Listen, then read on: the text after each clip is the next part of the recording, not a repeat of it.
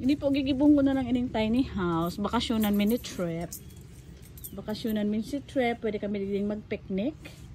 Tapos dito sa luwas maluto-luto man kami ning ano itong grill man kami dito ni trip sa muyang outdoor space. Gigibong ko ining tiny house.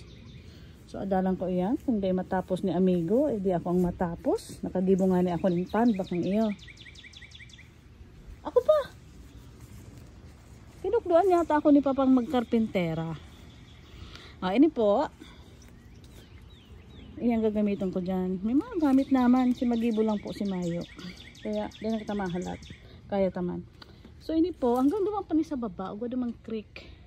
Hindi nga mga yung mga ano ko. Mga neighbor. Hanggang duman ang sa ilang backyard. Pero ako hanggang digdisa na. Hanggang digdisa na ang backyard. Mini trip. Tama na ni Samuya.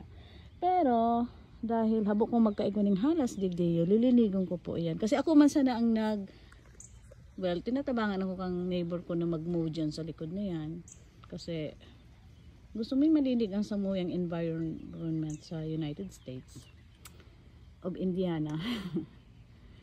So, lilinigan ko yan para magayon, di ba? Tanuan mo ng mga burak-lagan mong hagyanan dyan, pasiring ka na duman. Hiling-hilingan mo lang. Parang ugwa ka ng meditation area. Kumbaga, abang gagayan. Gayon kang So, magayon po digdi sa Indiana kasi maski pag summer, medyo mainit man siya pero daing gayos siya, nagba-brown ang mga grass. So, medyo busy po ang satuyang Amiga Gladiola Concepcion. Kaya matrabaho na kita. Alas 8 na po digdingon niya ng bangli pero maliwanag pa. Di ba? So pasensyahan na po nindota. Dati po magayon yan pero nagkanos. Pero under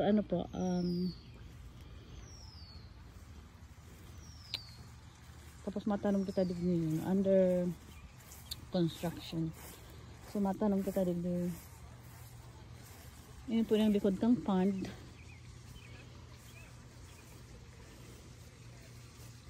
Tapos nininganing kawayan. Kung may gusto pong magbakal sa Indo, magpa-order lang. Kasi magayon po ini yung pang decoration. Pwede man po ini yung pang sa may fence. Araw ka na yung itsura niya. Oh.